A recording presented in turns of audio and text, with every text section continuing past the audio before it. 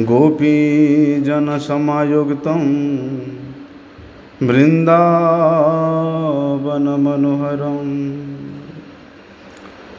गुरवे गौरचन्द्राय राधिकाय तदालये कृष्णाय कृष्णभक्ताय तद्भक्ताय नमो नमः।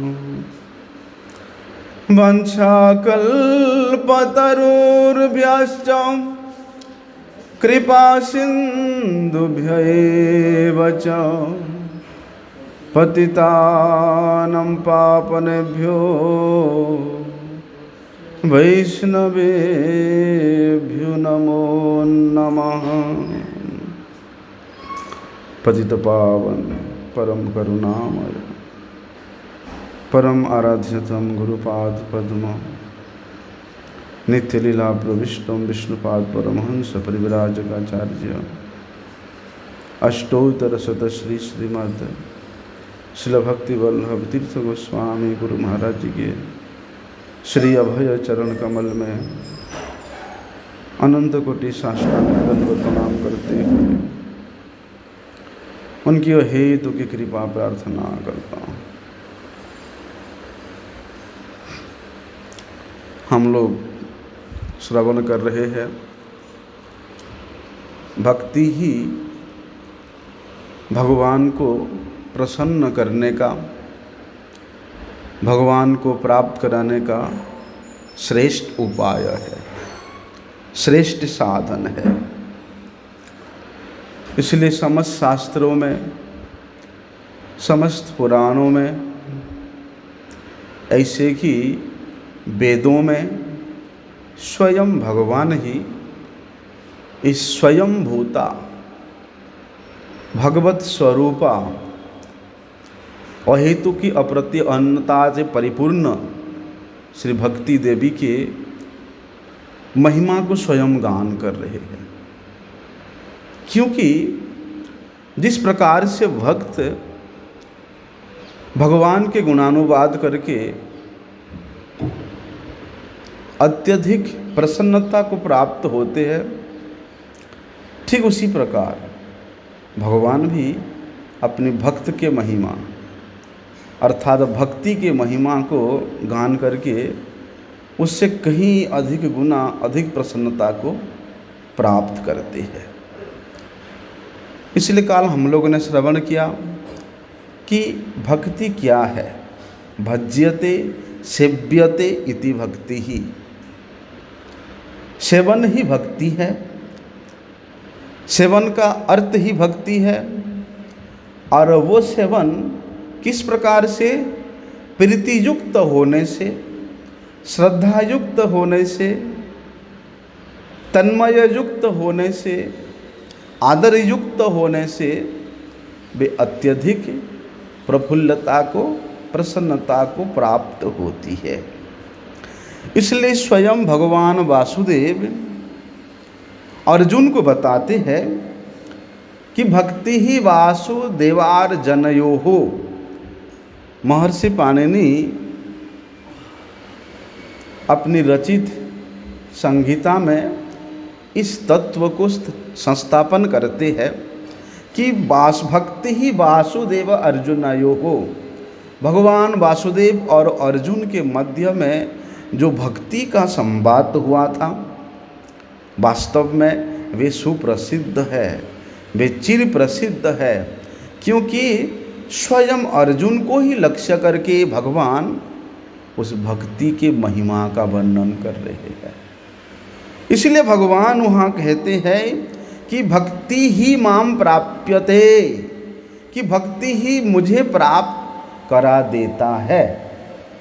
इसलिए श्रीमद् भगवद गीता के 12 अध्याय में प्रथम से लेकर अंतिम तक भक्ति की ही महिमा को स्वयं भगवान अपने प्रिय सखा अर्जुन के समक्ष वर्णन कर रहे हैं। हम लोग हमारे गोस्वामी पाद जी गोस्वामी जी ने जो हरिनामामृत व्याकरण रचना किया, उस हरिनामामृत व्याकरण में भी भक्ति का ही सूत्र का वर्णन किया है। कहते हैं महाजीव गोस्वामी पाद जी कि सहोवाच याज्ञवल्क्यस्तद पुमान् अस्मिन् संहिताय प्रेमणा हरिम भजेत।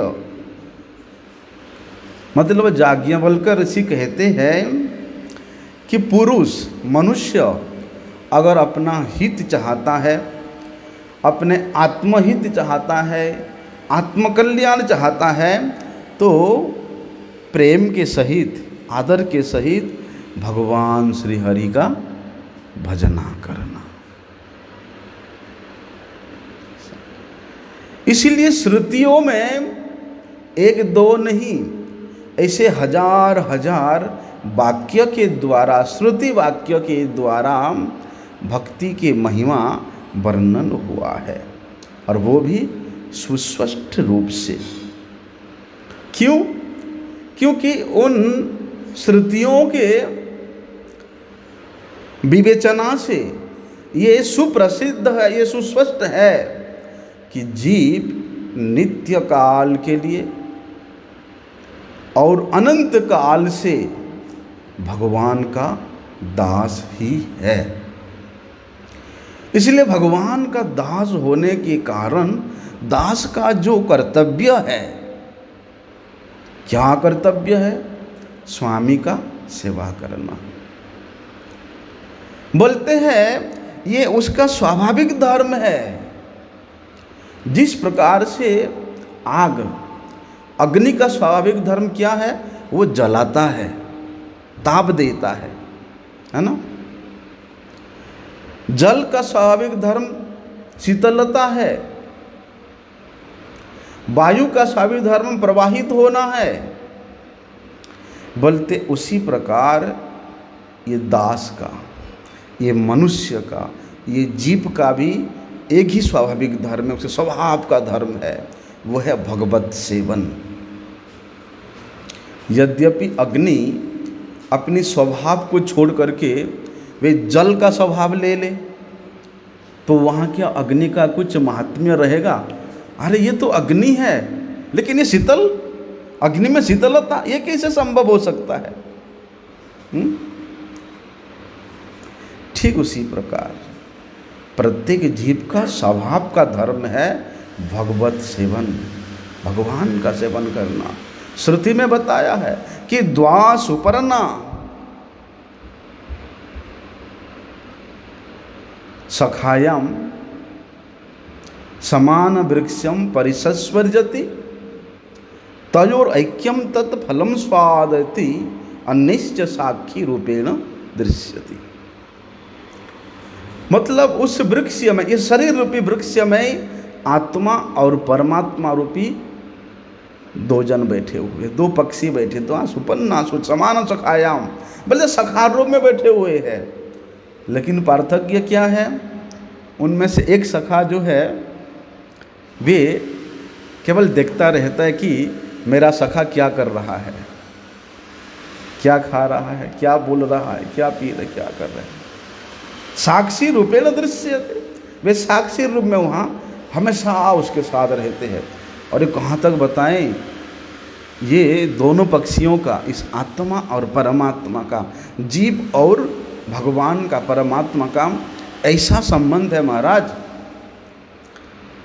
कि उस जीव के साथ वे परमात्मा ऐसी सख्यता के रूप में स्थित है कि उसको छोड़ना नहीं चाहते। अगर वे जीवात्मा नरक में भी जाता है तो वहाँ भी उसका साथ देते हैं। कितना दयालु है भगवान, देखो। लेकिन उनके ऐसे दया गुण को छोड़ करके, उनके ऐसे कृपालता गुण को भूल करके हम लोग क्या बोलते हैं? अरे हम किसी का सेवक फेवक नहीं है, हम किसी का दास नहीं है, हम तो स्वयं ही मालिक है ना, हम स्वयं ही भोक्ता है। जब इस प्रकार का अभिमान करने लगते हैं, जब इस प्रकार हम अपनी उस स्वाभाविक धर्म से हम विच्युत हो जाते हैं, तब फिर ये संसार का यंत्रणा, त्रिताप हम लोगों को सताता है, जलाता है। इसलिए जीवात्मा और परमात्मा का नित्य के लिए अनंत काल से सेवक और सेवकत्व का, सेव्यत्व का संबंध है। बोलते वहाँ पर जीव अपने कर्म के द्वारा जो भी फल प्राप्त करता है, फल बाधत्व, उसको वे परमात्मा साक्षी रूप में, साक्षी स्वरूप में उसके हृदय में स्थित होकर के देखते रहते हैं। बोलते वही परमात्मा के प्रति, वही भगवान के प्रति जब सेवन उन्मुख होता है, अपने कर्तव्य को भूल जाता है, तब उसको इस अविद्या अपनी चपेट में ले लेती है। जिस अविद्या में पड़ करके जीव भूल जाता है, क्या भूल जाता है? मैं कौन हूँ। वे स्वयं के परिचय को भूल जाता है। और स्वयं के परिचय को भूलने वाला व्यक्ति, उसको क्या कहते हैं? उसको देवालिया कहते हैं, पागल कहते हैं। वो कुछ बोल नहीं पाता, वे कौन है, कहाँ उसका जन्म हुआ था, कौन उसके माता पिता है, वे पागल नहीं बोल पाता कुछ। तो इसी प्रकार बोलते इस प्रकार के पागल बोलते बड़े पंडित भी हो सकता है, मूर्ख भी हो सकता है, धनी भी हो सकता है, गरीब भी हो सकता है, बलवान भी हो सकता है और निर्बल भी हो सकता है। बोलते ये संसार के आधिपत्य को लेकर के जो स्वयं का उपमा के माध्यम से, स्वयं का आभिजात्य के माध्यम से, स्वयं के ऐश्वर्य के माध्यम से वो अभिमान करता है, बोलते वो व्यक्ति उतना ही मूर्ख है, वो उतना ही बड़ा पागल है। और भला जो पुत्र अपने पिता का परिचय ना दे पाए, हैं? अपनी माता का परिचय ना दे पाए, वो कैसा पुत्र? वो तो कुपुत्र है। उसको तो वेश्या के द्वारा उत्पन्न किया हुआ संतान बोला जा सकता है, जो पुत्र अपने माता पिता का परिचय ना दे पाए। इसलिए वे भगवान, वे हमारे नित्य पिता है। तमैव माता च पिता तमैव। इसलिए उनके संबंध में अगर हम नहीं जानते हैं, उनके तत्व को हम नहीं जानते हैं, उनके बारे में हम कुछ बोल नहीं पाते हैं, तो हम लोग भी उसी प्रकार ही भटकता हुआ है, कोई मूल्य नहीं है हमारा। इसलिए भैया नित्यो नित्यानाम चैतन्य चेतनानाम, बोलते वो नित्य तत्व, वो चिन्मय तत्व, वे सच्चिदानंद तत्व के साथ जीव का नित्य संबंध है। इसलिए जीव भी अनित्य नहीं है, जीव में भी नित्यत्व है। छोटा आकार में है, अणु आकार में है, वे बृहत आकार में है।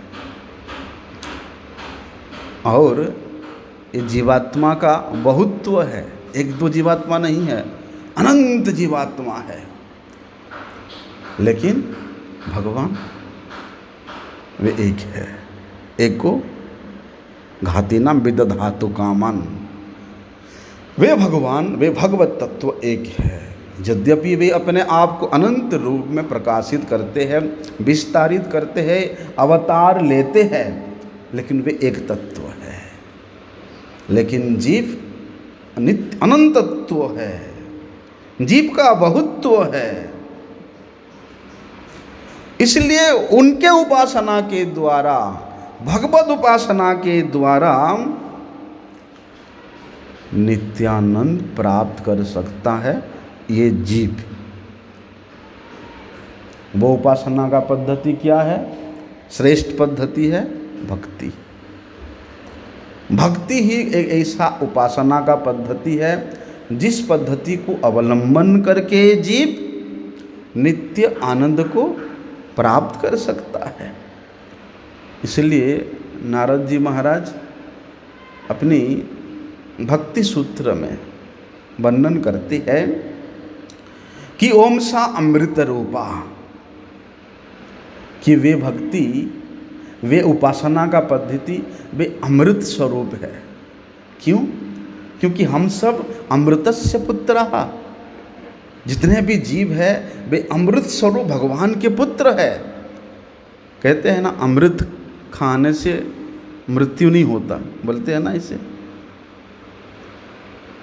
जब हम तो अमृत के ही पुत्र हैं तो हमारा मृत्यु कैसे हो सकता है? इसलिए जीवात्मा भी वे नित्य तत्व है। अच्छा, ये आत्मा को जीवात्मा क्यों कहा जाता है? ये तो आत्मा है। ये आत्मा एक जीव के शरीर में आरूढ़ होता है और उस जीव के शरीर में आरूढ़ होकर के वे कर्म करता है। कर्म जोनि में जन्म लेने के कारण उसको जीवात्मा कहते हैं। दूसरे जो जोनियां है वे कर्म जोनि नहीं है, वे भोग जोनि है।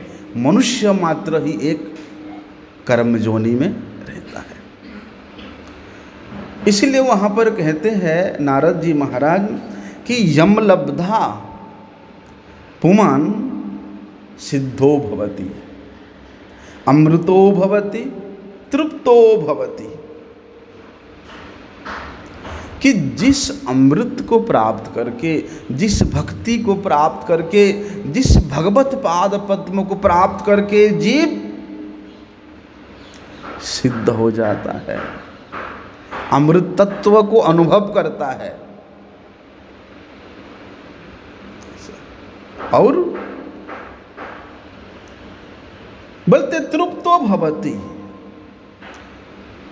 मोक्ष तो उसके हाथ में अपने आप आ जाता है। मोक्ष के लिए और कुछ साधना करने की आवश्यकता नहीं है। मोक्ष उस भक्ति अनुष्ठानकारी साधक के हाथ में अपने आप आ जाता है। क्यों? क्योंकि वे साधक नित्य निरंतर आत्म तृप्ति को लाभ करता है, वे आत्म प्रसन्नता को प्राप्त करता है। और कहते हैं वहां पर कि यत प्राप्य न किंचित वांछति, न सोचति, न द्वेष्टि, नो रमते नोत्साही भवति। बल्कि वो भक्ति को लाभ करने के बाद साधक के हृदय में और किसी प्रकार का भी कोई कामना वासना नहीं रहता। क्यों? क्योंकि वे आत्मतृप्त को प्राप्त करता है। वे भक्ति अनुष्ठान को करने मात्र से वे तृप्तो भवति, बोल जो उसी में तृप्त है, फिर उसको और दूसरे किसी विषय वस्तु की क्या आवश्यकता है? उसके प्रति वे साधक मुड़ के भी नहीं देखता है, क्योंकि वे सिद्ध हो जाता है। उसमें तो ना किसी प्रकार का शोक रहता है, ना द्वेष रहता है, और ना ही भगवान की सेवा को छोड़ करके दूसरे कोई कर्म करने में उसमें उत्साह रहता है, कुछ नहीं रहता है। जब व्यक्ति सिद्धि को प्राप्त कर लेता है, और सिद्धि क्या है? सर्वसिद्धि गोविंद चरण, गोविंद चरणों की सेवा प्राप्त करना ही सर्वसिद्धि है। और ऐसे सिद्धि कहाँ से आता है? हम लोग जिस प्रसंग में सुन रहे हैं कि साधूनाम दर्शनम मन्ये सर्वसिद्धि करम परम, वैष्णवों का, रसिक संतों का, साधुओं का दर्शन करने मात्र से वे सिद्धि प्राप्त होती है। कैसे? कैसे उन वैष्णवों के हृदय में भगवान गोविंद का नित्य वसति स्थल है। गोविंद कहे न मम वैष्णव पराण, तमार हृदय सदा गोविंद विश्राम। इसलिए वैष्णव वह इतना विष्णु परायण है, वे इतना सेवा परायण है कि उन ऐसे सेवा परायण भक्त, वैष्णव परायण भक्त को दर्शन करने मात्र से भगवान का दर्शन होता है, भगवत अनुभूति होता है, भगवत नाम का स्मरण हो आता है। वे है उत्तम भक्त। उन्होंने ऐसे भक्तजन, उनके रोम रोम में, उनके एक एक शब्द में, उनके एक एक क्रिया में भगवत दर्शन होता है, भगवान के नाम सुनाई देता है। अर्जुन केवल एक योद्धा नहीं थे, अर्जुन केवल महाभारत में पंचु पांडवों का भाई नहीं थे। इसलिए भगवान इतना प्रेम क्यों करते थे अर्जुन को? अर्जुन गए थे द्वारिका में, थके हुए थे, भगवान कहते हैं अर्जुन अभी आप विश्राम करो। अर्जुन विश्राम करने के लिए चले गए, कक्षा में विश्राम कर रहे हैं। तो उसी समय रुक्मिणी देवी अर्जुन को कुछ जल वगैरह देने के लिए जाते हैं। तो देखते हैं अर्जुन सोए हुए हैं और उनके रोम रोम से कृष्ण कृष्ण कृष्ण कृष्ण कृष्ण कृष्ण कृष्ण हे कृष्ण कृष्ण, प्रत्येक रोम में कृष्ण शब्द उच्चारण हो रहा है, कृष्ण नाम उच्चारण हो रहा है। और ऐसा उच्चारण हो रहा है कि वे जिस कक्ष में सजन कर रहे हैं वे खुद कक्ष भी कृष्ण कृष्ण नाम से गुंजायमान हो रहा है। अभी रुक्मिणी देवी कृष्ण नाम सुन के अपने आप को संभाल नहीं पाते हैं, वे तो विभोरित होकर के वहां नृत्य करने लगते हैं। अब देखते हैं यहाँ से इतना आवाज़ क्यों आ रहा है आज रुक्मिणी जी के महल से। धीरे धीरे सब रानियाँ आने लगते हैं, सब नृत्य कर रहे हैं, भगवान से कृष्ण आते हैं, अरे ये क्या लीला चल रहा है, वे भी नृत्य करने लगते हैं अपने नाम के धुन में हैं? ऐसा संत वृंदावन में थे एक महात्मा देवरहा बाबा, उनको तो जमुना में प्रवाहित कर दिया था, लेकिन प्रवाहित होते होते जिस स्थान पे वे भजन करते थे,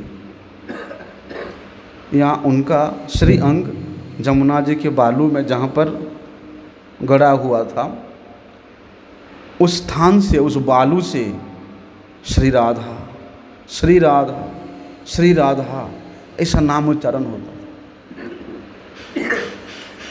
कोई भी जाकर के उस बालू में अपना कान रख करके सुनते थे, वे जमुना जी की रेत भी राधा राधा राधा राधा राधा नाम उच्चारण करते हैं। ऐसे संत, ऐसे परम संत, जमलब्धा पुमान सिद्धोर्भवति अमृतो भवति तृप्तो भवति। बल्कि जिस भगवत पाद पद्म को प्राप्त करके, जिस भक्ति को, जिस अमृत स्वरूपा भक्ति को प्राप्त करके जीव सिद्ध हो जाता है, और जिसको प्राप्त करने के बाद मन में लेश मात्र भी कामना वासना का इच्छा नहीं रहता है। इसीलिए कहते हैं, क्या बोलते हैं, भक्ति रेवैनम नयति, भक्ति रेवैनम दर्शयति, भक्तिवास पुरुषो भक्ति रेव भूयसी। इसीलिए कहते हैं कि वे भक्ति जीव को भगवान के पास ले जाती है, वे भक्ति भगवत दर्शन कराती है। क्यों? भक्तिवास पुरुष, क्योंकि वे भगवान, परम पुरुष भगवान एकमात्र वे भक्ति की वश्यता को स्वीकार करते हैं, भक्त की वश्यता को स्वीकार करते हैं। और जो साधना, जो अनुष्ठान, जो उपासना भगवान को वश में कर ले, इस अनंत विश्व ब्रह्मांड में ऐसा कोई आपने सुना, कोई बलवान व्यक्ति, कोई श्रेष्ठ व्यक्ति भगवान को वशीभूत किया? भूरी भूरी प्रमाण है कि वे हमेशा भक्त के वशीभूत रहते हैं, भक्त के अधीन रहते हैं, है ना? ऐसा इसलिए ये भक्ति या सेवा, भक्ति का मतलब सेवा, बजदातु सेवायम। ये जो सेवा है ये कैसा होना चाहिए? कृष्ण सुखैक तात्पर्यमयताम, बोलते हैं वो सेवा केवल श्री कृष्ण को प्रसन्न करने के लिए होना चाहिए, श्री कृष्ण को सुख देने के लिए होना चाहिए। वो सेवा में श्री कृष्ण के सुख के अन्वेषण के व्यतीत आत्मेंद्रिय तृप्ति का तात्पर्य लेश मात्र भी नहीं रहना चाहिए। अगर वहाँ पर कृष्ण सेवा भी करेंगे और स्वयं के आत्मा इंद्रिय को भी पुष्ट करेंगे, उसको भक्ति तो कह सकते हैं, लेकिन वे शुद्ध भक्ति उसको नहीं कह सकते हैं। इसलिए तो कृष्णदास कविराज गोस्वामी जी ने चैतन्य चरितामृत क्या वर्णन किया? काम और प्रेम, क्या है ना, बोलते हैं काम प्रेम दुहाकार विभिन्न लक्षण लौह आर हेम जैसे स्वरूपे विलक्षण। काम और प्रेम में इतना पार्थक्य है जैसे लोहा और सोना में,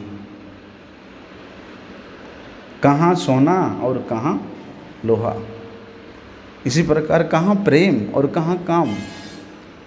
इसलिए स्वयं के सुखी होने के लिए, स्वयं के कुछ व्यवस्था हो जाने के लिए हम लोग मठ में रहेंगे, भजन करेंगे, सेवा करेंगे कि हम सुख में रहेंगे, हमको आराम से बिना कुछ किए थोड़ा सा 1-2 घंटा सेवा करने से हमको हमारा भरण पोषण हो जाएगा, खाने पीने को मिल जाएगा, हैं?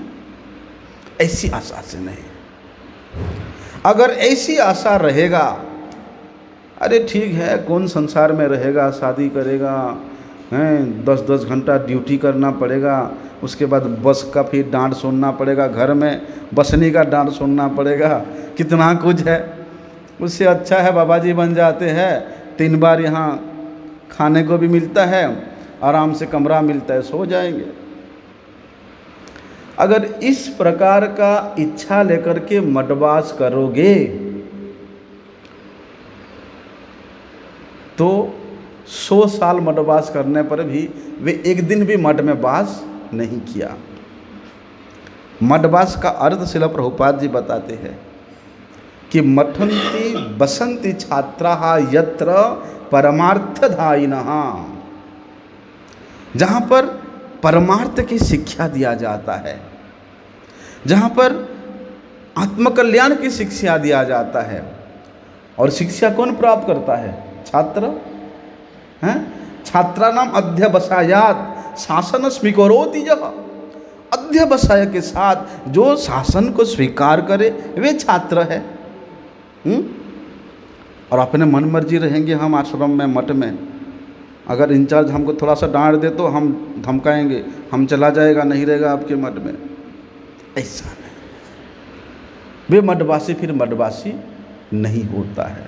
अध्यवसाय के साथ बोलते हैं जो हमारे गुरुजनों के शासन है, शिक्षा है, उसको स्वीकार करते हुए उसके अनुसार हम केवल एक उद्देश्य से कृष्ण सुखैक तात्पर्य मयताम उद्देशात् मठे न बसंती ही, केवल श्री कृष्ण को प्रसन्न करने के उद्देश्य लेकर के अगर मठवास करेंगे तो वही मठवास वास्तव में मठवास है, अन्यथा। इसलिए वहाँ कहते हैं काम और प्रेम में भैया इतना पार्थक्य है। आत्मेंद्रिय प्रीति वांछा तारे बोले काम, और कृष्णेंद्रिय प्रीति वांछा धरे प्रेम नाम। इसलिए हम लोग तो समझ गए काम और प्रेम क्या है। अगर स्वयं के सुख के लिए अगर हम यहाँ रहेंगे हैं, गुरु आश्रय करेंगे, सुना है वो अमुक गुरु से मंत्र लेने से सब कुछ हो जाता है, घर बन जाता है, बच्चों का शादी हो जाता है, नौकरी हो जाता है, घर में कोई क्लेश नहीं रहता, चलो चलो चलो उस गुरु के पास जाएंगे हम। ऐसे गुरु तो भैया संसार में बहुत मिलेंगे। गुरवो बहवो संति शिष्य वित्तापहारक। बस माया में मोहित होकर के वे व्यक्ति ऐसे गुरु के पास जाता है, लाभ के लिए जाता है, लेकिन वहाँ हानि होकर के आता है। ऐसा। लेकिन कृष्ण के प्रीति के लिए, कृष्ण इंद्रिय से कृष्ण प्रीति करने के लिए अगर हम थोड़ा सा भी सेवा करते हैं, बोलते ऐसे थोड़ा सा सेवा हमको महान से महान विपत्ति से बचा सकता है। स्वल्पम अप्यस्य धर्मस्य त्रायतो महतो भयात्। बड़े से बड़ा महान विपत्ति से जीव को तार देता है, रक्षा कर लेता है। इसलिए कामेर तात्पर्य कि निज संभोग केवल, काम का तात्पर्य केवल अपने की सुखी करना, अपने संभोग के लिए है। और कृष्ण सुख तात्पर्य मात्र प्रेमेर प्रबल। जहाँ पर जिस भक्त के हृदय में केवल श्री कृष्ण को आनंदित करने का वे तो आनंद स्वरूप है, वे नित्यानंद स्वरूप है। उनको आनंद किसी की जरूरत नहीं पड़ता कि वो मुझे कुछ देगा तो मैं आनंद दूंगा, नहीं। लेकिन फिर भी वे अपने भक्त को प्रसन्न करने के लिए, भक्त को कल्याण करने के लिए भगवान कहते हैं कि पत्रम पुष्पम फलम तोयम जो मैं भक्त्या प्रयच्छति। मेरे भक्त अगर मुझे थोड़ा सा जल दे देता है, एक फल देता है, एक पत्ता दे देता है, तो मैं बड़े प्रेम से उसको ग्रहण करता हूँ। उनके पास कुछ कमी है, फिर भी क्यों बोलते हैं भगवान? क्योंकि भक्तेर हाथे प्रभु काढ़ी काढ़ी खाए, अभक्तेर द्रव्य प्रभु उलटी ना चाहे। भक्त के द्रव्य को भगवान तो छीन छीन के खाते हैं भैया, लेकिन अभक्त कितना बड़ा संभार करे उधर मुख मोड़ के भी नहीं देखते हैं, उसके लिए भूखे नहीं है। प्रेम के वे भूखे हैं, वे प्रेम के वे भूखे रहते हैं हमेशा। इसीलिए कहते हैं काम तो एकदम घनघोर अंधेरा जैसा है, काम अंधतमः प्रेम निर्मल भास्कर। जिस प्रकार से सूर्य उदय होने से घनघोर अंधकार भी दूरीभूत हो जाता है, उसी प्रकार इस कान संतप्त हृदय में कितना भी अंधकार हो, अगर भक्ति रूपी सूर्य, भगवत सेवा रूपी भास्कर यहाँ उदय हो जाता है, वे काम दूरीभूत। इसलिए हमारे गुरुजी एक बात बार बार बोलते थे, जहाँ काम तहाँ नहीं राम। जहाँ काम है भैया, वहाँ भगवान राम कभी प्रकट नहीं होते हैं। इसलिए साधु गुरु कृपा से जीव के हृदय में ये तत्व जितनी परिमाण में अनुभूत है, कौन सी तत्व? कि जीवेर स्वरूप होए कृष्णेर नित्यदास, कृष्णेर तटस्था शक्ति भेदाभेद प्रकाश। चरितामृत में कविराज गोस्वामी जी इस बात को बताते हैं कि साधक के हृदय में इस संबंध तत्व जितना अधिक गहरा है या जितनी परिमाण में वहाँ विस्तारित है, ये संबंध ज्ञान के उदय होने से उसके स्वरूप का उपलब्धि होता है। जो स्वरूप उपलब्धि उसको उसी परिमाण में अविधेय प्रदान करता है। अविधेय में वो लग करके उसको प्रयोजन के लिए, जो जितना अविधेय में लगता है प्रयोजन प्राप्त करने का, उसमें उतना ही संभावना रहता है। इसलिए कहते हैं आत्मा की जो स्वाभाविक वृत्ति है, आत्मा की जो स्वाभाविक की उसका ऑक्यूपेशन है, वो तभी जागृत होता है जब वे जीवात्मा ये चीज़ को अनुभव करता है कि मैं भगवान का दास हूँ, और दास का जो कर्तव्य है उस कर्तव्य में अगर वे व्यक्ति टिके रहता है, अर्थात साधु वृत्ति के द्वारा। साधु वृत्ति का मूल क्या है? भक्ति वृत्ति है। वही भक्ति वृत्ति को अवलंबन करके वे अपने प्रयोजन प्राप्त करने में आगे अग्रसर होता है।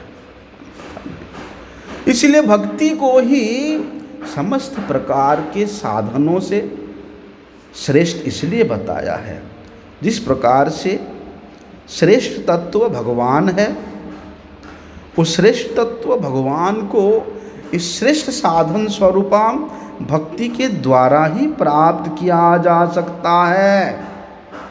इसलिए उस भक्ति को श्रेष्ठ आराधना के रूप में समस्त शास्त्र, समस्त संत, ऋषि, मुनिगण, महाजनगण प्रतिपादन करते हैं। लेकिन कहते हैं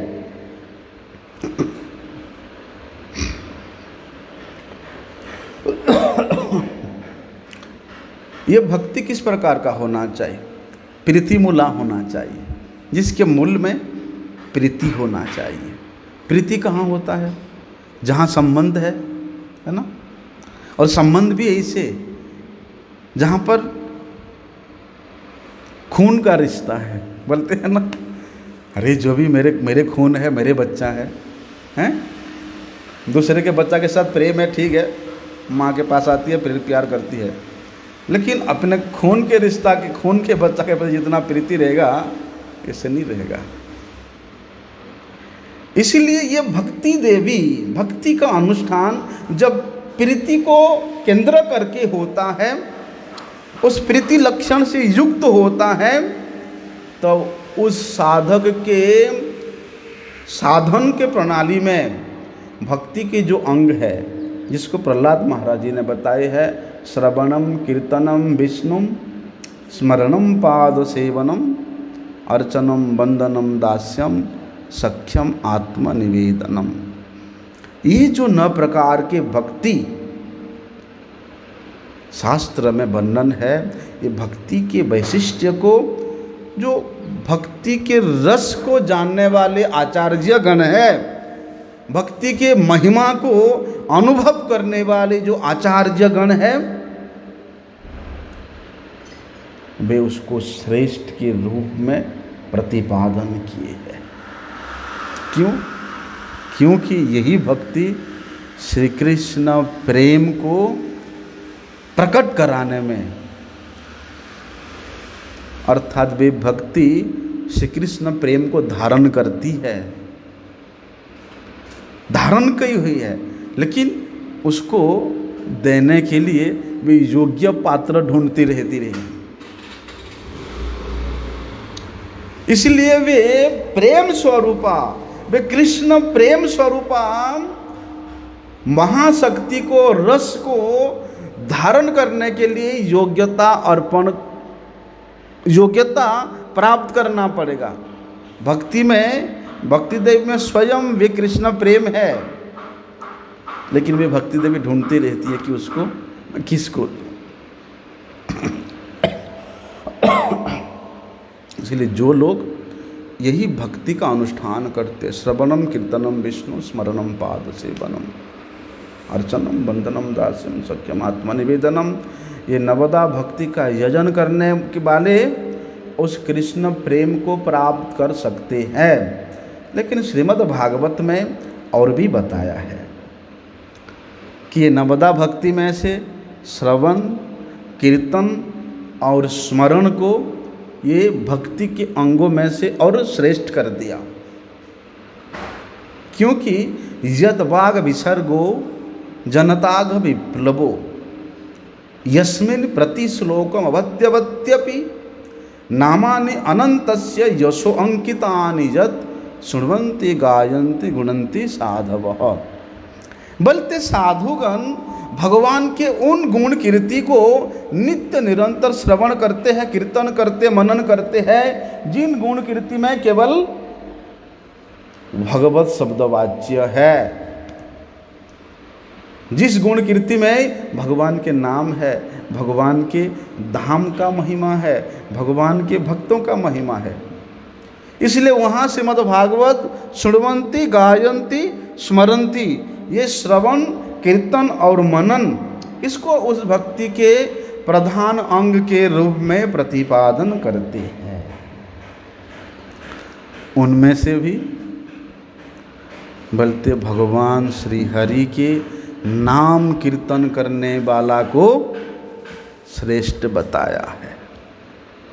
श्रीमद् महाप्रभु जी की वाणी है, जिसको कविराज गोस्वामी जी ने अपनी भाषा में उद्धृत किया। क्या कि भजनेर मध्य श्रेष्ठ नवविधा भक्ति, कृष्ण प्रेम कृष्ण दिते धरे महाशक्ति, तार मध्य सर्वश्रेष्ठ नाम संकीर्तन, निरपराधे नाम लैले पाए प्रेम धन।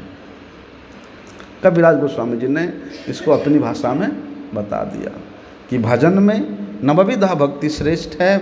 बोलते यही नवविधा भक्ति कृष्ण प्रेम, कृष्ण को प्रदान करने में महाशक्ति धारण करती है। लेकिन इन नवविधा भक्ति में से भी नाम संकीर्तन को श्रेष्ठ साधन के रूप में इसलिए वर्णन किया गया है क्योंकि अपराध से रहित होकर के नाम संकीर्तन करने से श्री कृष्ण प्रेम प्राप्त हो जाती है।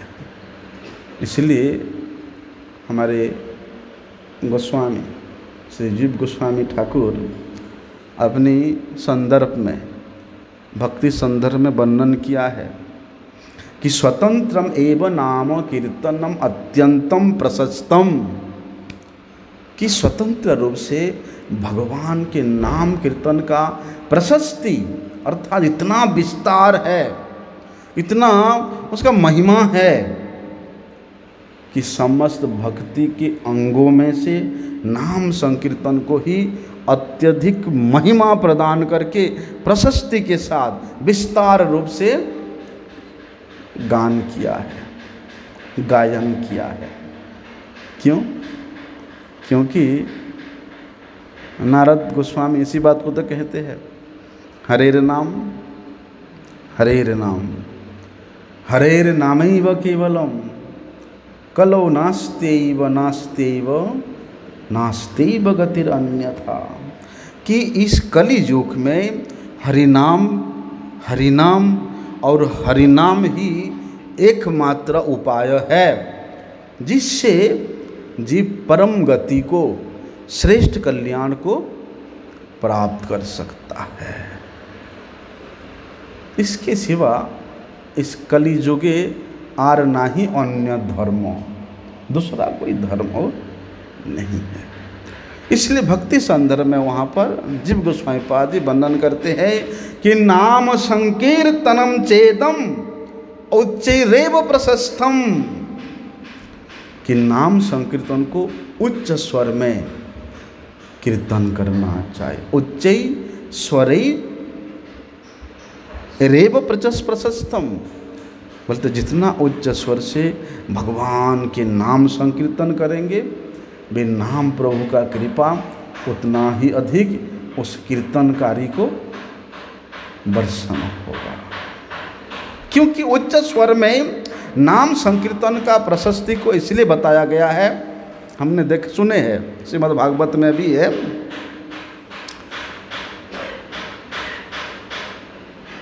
भक्तिनाथ ठाकुर जी लिखते हैं ना वो भजन, क्या है, नारद मुनि बाजाए बिना राधिका रमन नामे, है ना, नाम अमनि उदित है भकत, हाँ, बोलते हैं नारद गोस्वामी जी लज्जा शून्य होकर के भगवान के नाम को अति उच्च स्वर में वीणा वादन करते हुए कीर्तन करते हैं। श्रीमन महाप्रभु जी ये क्या चुपचाप करते थे? श्रीमन महाप्रभु जी हाथ उठा करके हरे कृष्ण कृष्ण कृष्ण हरे हरे, हरे राम राम राम। श्रीमन महाप्रभु जी के मुख से भगवान के नाम कीर्तन को सुन करके अरे क्या मनुष्य, क्या पशु, क्या पक्षी, भैया स्थावर जंगम सब प्रेम में विवलित हो जाते थे। हरिदास ठाकुर वे भी नहीं करते थे ऐसे, हरिदास ठाकुर भी जोर जोर से उच्चारण करके करते थे। इसलिए हमारे गोस्वामी गणों ने भी उच्चारण करके ही करते थे। इसलिए जीव गोस्वामी जी ने वर्णन किया है, नाम संकीर्तनम चेदम उच्चैरेव प्रशस्तम। नाम संकीर्तन को तो हमेशा उच्च स्वर से संकीर्तन करना चाहिए, क्योंकि हमारे गौड़ीय गणों ने, श्रीमन महाप्रभु जी ने, हरिदास ठाकुर जी ने, गोस्वामी गणों ने, हमारे परम गुरु जी श्रील गुरु महाराज ने इस आदर्श को प्रदर्शन किया है। नाम मतलब कौन सा नाम? हाँ, बोलते 16 नाम और 32 अक्षर युक्त जो महामंत्र है उसको यही जप गया सबे करिया निर्बंध श्रीमन महाप्रभु निर्देश देते हैं। इसको हम विस्तार से काल सुनेंगे, है ना, आज टाइम हो गया। वंशा कल्पतरुभ्यश्च कृपा सिन्धुभ्यैव च पतितानां पावनेभ्यो वैष्णवेभ्यो नमो नमः।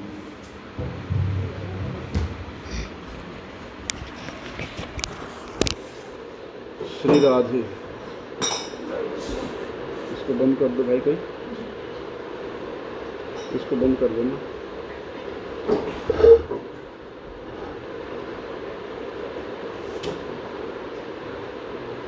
कोई नहीं बात करने वाला है।